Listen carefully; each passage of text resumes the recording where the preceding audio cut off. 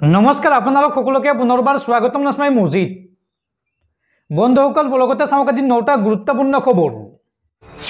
প্ৰথমটো খবৰ ঘোষণা কৰা হল অসমৰ 5 সমষ্টিৰ উপনিৰ্বাচনৰ ফলাফল।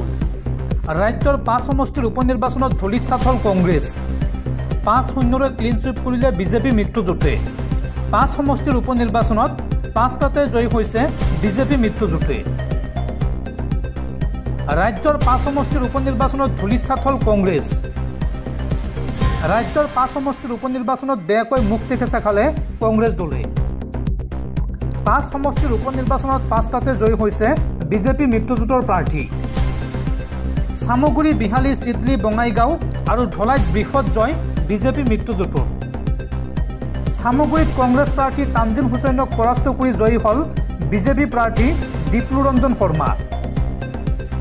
26,000টা ভোটৰ ব্যৱধানত জয়লাভ কৰিছে দীপ্লু ৰঞ্জন শৰ্মাই। বিহালীত কংগ্ৰেছৰ জয়ন্ত বৰাক পৰাস্ত কৰি জয়ী হল বিজেপিৰ দিগন্ত ঘাটোৱাল। 9,056টা ভোটৰ ব্যৱধানত জয়লাভ দিগন্ত ঘাটোৱালৰ।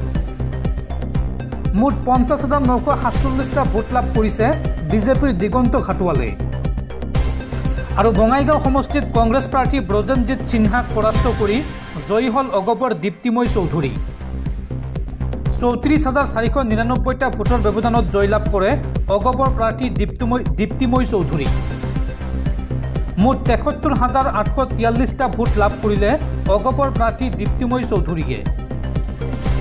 আৰু ধলাই সমষ্টিত কংগ্ৰেছ প্ৰাৰ্থী ধ্ৰুৱজ্যোতি পুৰকায়স্থক পৰাস্ত কৰি জয়ী হল বিজেপিৰ নিহাৰ ৰঞ্জন দাস। 11,000 ভোটৰ ব্যৱধানত জয়লাভ বিজেপিৰ প্ৰাৰ্থী নিহাৰ ৰঞ্জন দাসৰ। সিডলি সমষ্টিত বিপিএফ প্ৰাৰ্থী শুদ্ধ কুমাৰ বসুমতাৰীক পৰাস্ত কৰি জয়ী হল ইউপিপিএলৰ প্ৰাৰ্থী নিৰ্মল কুমাৰ ব্ৰহ্ম।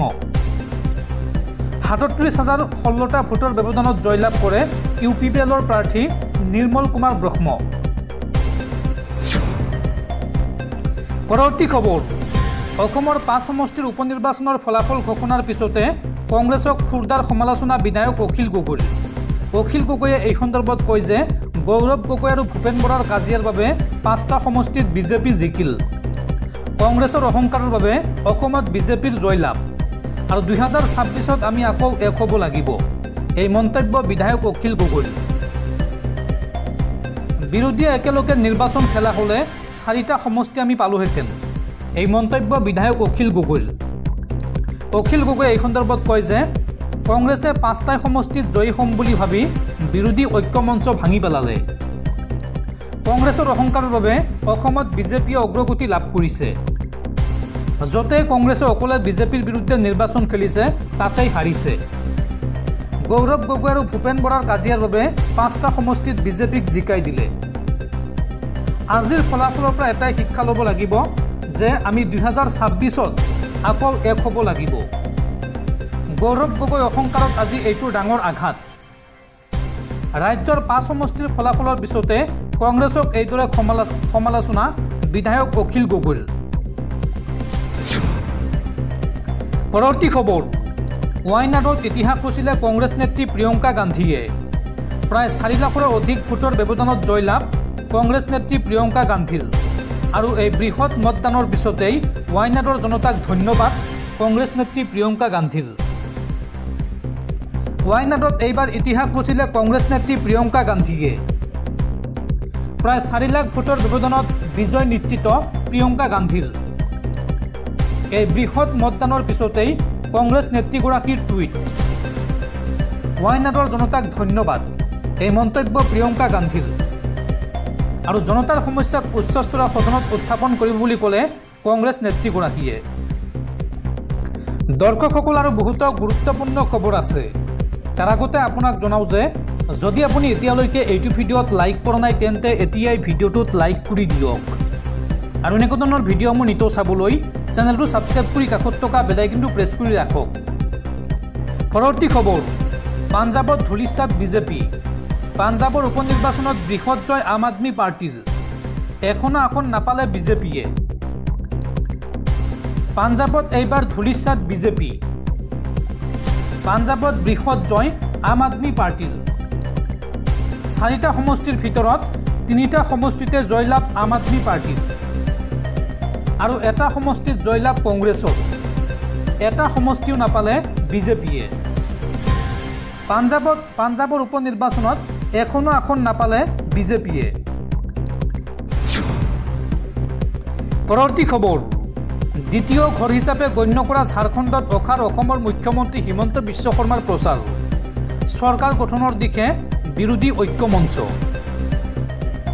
ধন সৰবৰাহৰ গোচৰত গ্ৰেপ্তাৰ হোৱাৰ পাছত বছৰৰ আৰম্ভণিতে প্ৰত্যাহ্বানৰ সন্মুখীন হোৱা ঝাৰখণ্ডৰ মুখ্যমন্ত্ৰী হেমন্ত সোৰেনে ৰাজ্যখনৰ বিধানসভা নিৰ্বাচনত ঝাৰখণ্ড মুক্তি মৰ্চা কংগ্ৰেছৰ মিত্ৰজোঁটক জয়ৰ দিশে আগুৱাই নিছে এক্সিট পোলৰ ভৱিষ্যতবাণীক ভুল প্ৰমাণিত কৰি মিত্ৰজোঁটে ক্ষমতা অক্ষুণ্ণ ৰখাৰ পথত আগবাঢ়িছে য'ত 55খনতকৈ অধিক আসনেৰে 42খনৰ মেজিক সংখ্যাৰ নিৰ্দিষ্ট সীমা অতিক্ৰম কৰিছে বিজেপি নেতৃত্বাধীন এনডিএ 23খন আসনেৰে পিছ পৰি আছে জেএমএম কংগ্ৰেছৰ মিত্ৰতাই ঝাৰখণ্ডৰ গুৰুত্বপূৰ্ণ অঞ্চলসমূহত আগবাঢ়ি আছে 2019 চনৰ নিৰ্বাচনত জেএমএম কংগ্ৰেছ আৰজেডি মিত্ৰজোঁটে 47খন আসন লাভ কৰিছিল য'ত জেএমএম নিজেই 30খন আসন লাভ কৰিছিল নিৰ্বাচনী প্ৰচাৰৰ সময়ত মোদী আৰু অমিত শ্বাহৰ নেতৃত্বত বিজেপিয়ে বাংলাদেশৰ পৰা অহা কথিত অবৈধ অনুপ্ৰৱেশক লৈ সোৰেন চৰকাৰক সমালোচনা কৰি জনজাতীয় অধিকাৰৰ প্ৰতি ভাবুকি কৰি অনা বুলি